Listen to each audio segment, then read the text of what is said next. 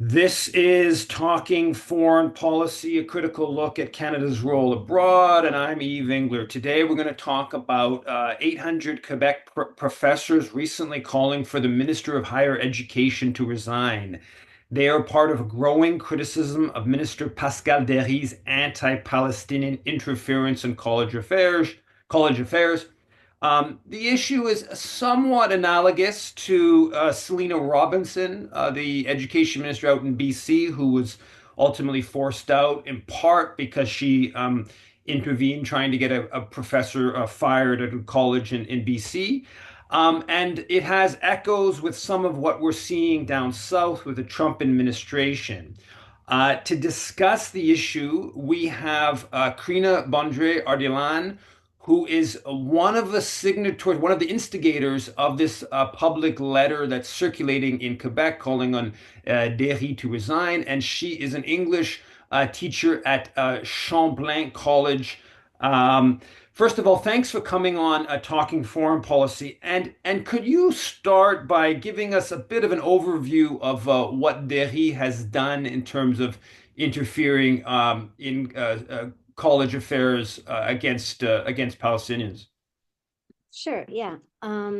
Thanks for having me on, by the way.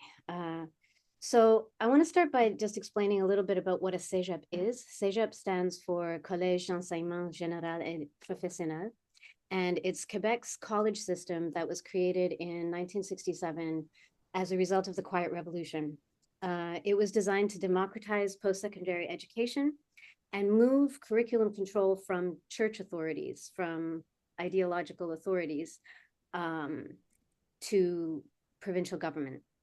Today, the government sets the broad objectives and required competencies for CEGEP programs, but specific course content, like what themes or genres or texts are taught in, say, English classes or French classes, is determined by departments and individual teachers. Teachers develop their own courses, which have to meet the institutional standards set in the IPESL, and departmental committees are the ones who review these outlines and give feedback to the teachers to make sure that they align with the ministerial requirements and institutional policy. So generally, these outlines remain within the department. But what has happened and how this all started is that Minister Déry approached the administrations of two colleges, Vanier and Dawson, before classes began, asking them to scrutinize the contents of two courses in particular. Somehow she got her hands on these outlines. And each of these courses had the word Palestine in their titles or subtitles. In each case, it appears that the administrators resisted Déry's pressure since the classes took place as usual. And in some cases, the teachers didn't even know there had been any pressure from the minister. One was a French language class at Dawson, which has appeared in the news. It was called Appartenance Palestinienne, about history and memory and literature. And the other was an English language class of short stories called Nakba, about the catastrophe of 1948. So as I said, both of these courses passed through departmental controls and they were verified that they conformed to all expectations. So once the administrations didn't change the course outlines or the classes, it's after that that in December, the minister launched a ministerial investigation into precisely Dawson and Vanier, those two colleges, where there was this resistance to altering the course content. The investigation is launched under something called Section 29 of Quebec's General and Vocational Colleges Act. She cites that there's a toxic climate, and she has cited examples of teachers canceling classes for protests or students feeling uncomfortable because there was votes on boycotts. But given that she launched the investigation precisely into the two colleges that she had approached trying to control their content, many agree that this is political interference. I just want to remind us, like, schools have mechanisms to address not just course content, but also student discomfort. And the schools have gone on record saying that they were shocked about this ministerial investigation because they didn't receive direct complaints about these courses or the climate. Section 29 is a tool that's meant for enforcing accountability in like extreme cases of institutional dysfunction, governance failures, and there's no record that it's ever been used to scrutinize course content or academic freedom. So it's an incredibly dangerous precedent if the investigation is allowed to proceed. So the minister gets incredible powers by launching this investigation. She can compel testimony from students and parents and teachers, and the process of these interviews have already begun, with some people already having been interviewed. She can access institutional records, which includes religious accommodation requests, emails, really anything. And it's in light of this investigation that a toxic climate is emerging where there wasn't one before, where teachers are nervous to share what they're teaching with their colleagues, anxious in the print room about what they're photocopying, what they're teaching, what assignments they're giving, because the minister got the outlines, it seems, internally somehow. So teachers are increasingly anxious of surveillance. Yeah, it's a pretty extreme intervention to try to suppress just a, fairly I wouldn't call it, I don't know, the word is unimportant, but sort of small classes that mention the word Palestine, and the higher education minister getting involved in this and then launching investigations of institutions because they don't suppress what she wants them to suppress is a pretty egregious attack against academic freedom. And obviously in the context, it serves pro-Israel kind of purposes. Now, can you talk a little bit about Déry's background with CIJA, and then the campaign that you're a part of with the public letter, and how that campaign's growing? Yeah, well, first I just want to say, I mean, I understand what you're saying, like unimportant classes, but I think as we'll see, it's incredibly important that we teach and talk about normal, regular Palestinian lives exactly right now. And we see exactly how dangerous that is to certain people. But I understand what you're saying, because these courses were not about current events, right? So yeah, Déry served with CIJA. CIJA is the Center for Israel and Jewish Affairs, and she was on the board of directors from 2016 to 2022, directly before she became Minister of Higher Education in 2022. So CIJA is a prominent pro-Israeli group, lobby group, and part of its mission is to strengthen Canada-Israel relationship and to ensure that Jewish perspectives are considered in public policy discussions. When you look at how they describe themselves, you do have to wonder whether Minister Déry isn't continuing that job as her position as minister, strengthening the relationship between Israel and Canada and advocating for issues related to Israel public policy discussions in Canada. So CIJA, Center for Israel and Jewish Affairs, and a sister partner organization called Federation CIJA, which is CJA, Combined Jewish Appeal. It's a fundraising body. They've both openly claimed credit for prompting Déry's investigation at Dawson and Van Nuys College. They've done it on their websites, and they've gone on record in newspapers about it. Some of the ways that they have interfered is that they apparently approached the administrators of the CEGEPs in question before Minister Déry was in touch with the colleges. So when these bodies didn't get what they wanted by approaching as lobby groups, Minister Déry seems to have been sent there to pressure. These organizations have also published like spreadsheets and documents that instruct students about how to escalate their complaints directly to the minister and how to short circuit the school's internal complaint processes, giving them email addresses and like flow charts, basically. So given the direct involvement of Minister Déry's former employer in these proceedings and the minister's continuing coordination with the CIJA, many have been pointing out that there's a huge conflict of interest here. So along with the publication of our open letter, which was signed by over 850 CIJA teachers and university professors, published in the Le Devoir just a few days ago, there's been rapid and unequivocal escalation in calls for her resignation from major academic and unions and civil society.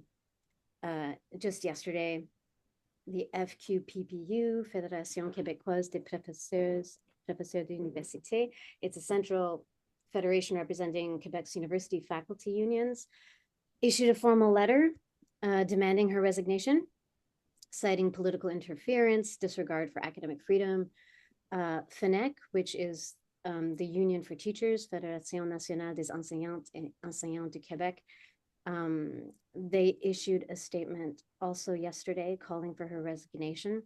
FENEC's president, Benoit Lacoussière, has emphasized that her actions violate the collective agreement that she has signed herself.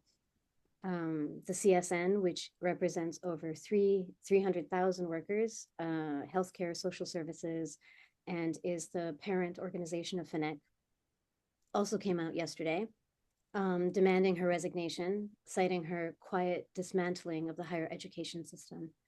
There have been so many groups and people who came out. Like a pivotal moment was an open letter published in La Presse in April by a group of Jewish faculty from Quebec institutions, Canadians for Justice and Peace in the Middle East, Quebec Student Union.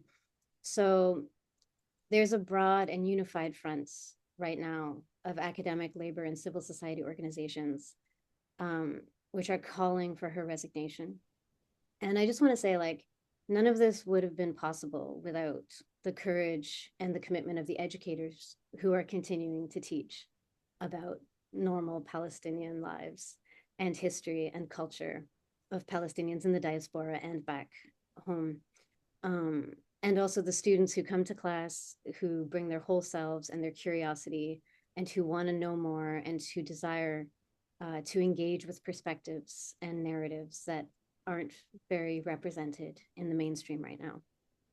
So it's a very collective force that has led to this unprecedented movement. And it's particularly timely with the Nakba Day, the fact that the minister is trying to wipe out mentioning of the Nakba Palestinian catastrophe in 1948.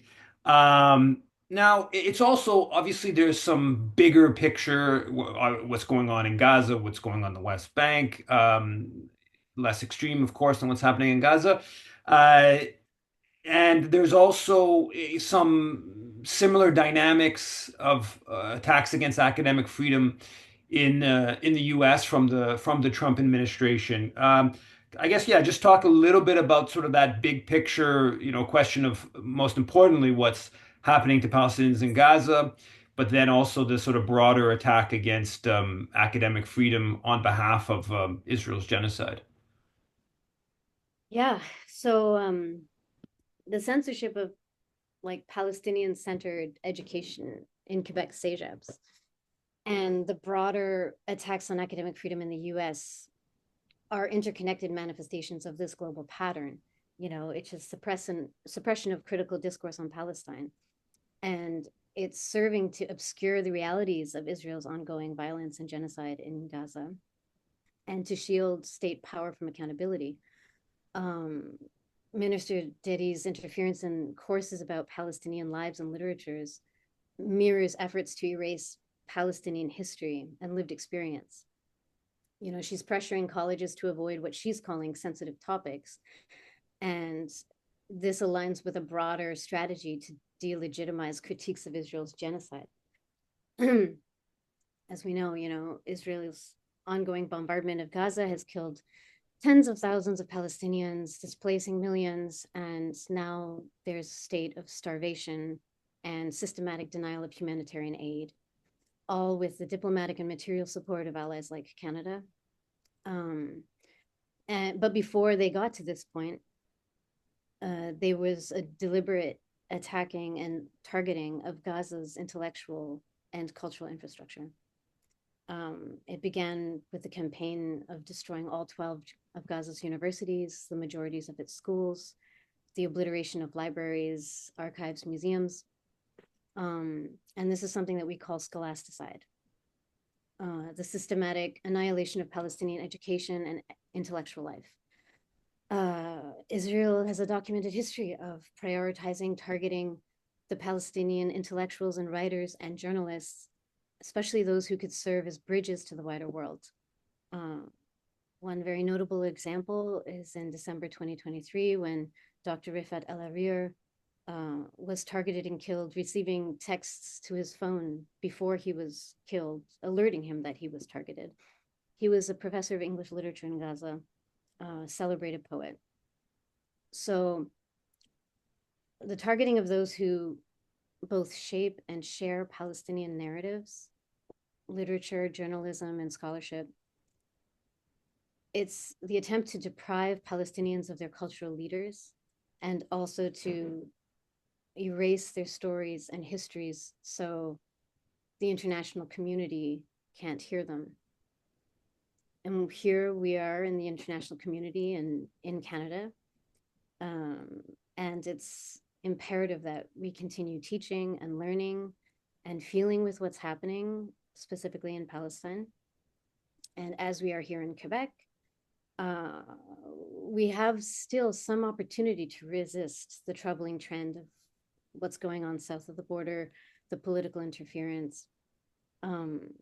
And now is the time that we have to unite to defend academic freedom, robust public discourse, fundamental rights of students, so that they can have a comprehensive education. And the first step is for Minister Déry to resign so that we can restore leadership that's committed to the independence of our institutions and free from this undue influence from foreign state interests. Well, thanks a lot for sharing what's going on with this campaign. And I